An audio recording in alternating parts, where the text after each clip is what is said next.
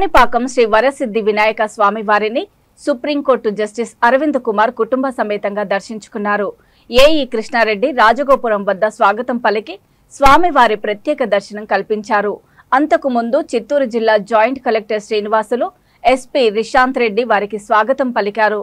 అనంతరము ఆలయ అధికారులు రాజగోపురం వద్ద పూర్ణ కుంభంతో స్వాగతం పలికి దర్శనం ఏర్పాట్లు చేసి మంత్రోచ్చారణల నడుమ తీర్థ ప్రసాదాలను అందజేశారు. ఈ కార్యక్రమంలో న్యాయశాఖ అధికారులు పలువురు పాల్గొన్నారు.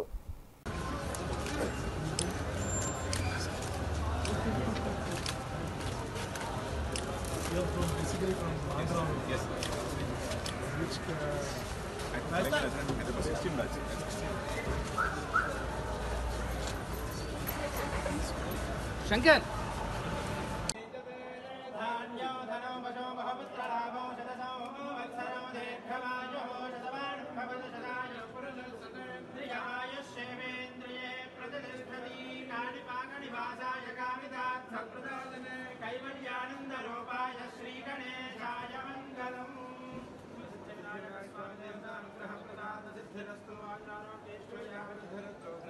సమృద్ధిరస్తు పునర్దర్శన ప్రాప్తిరస్తు.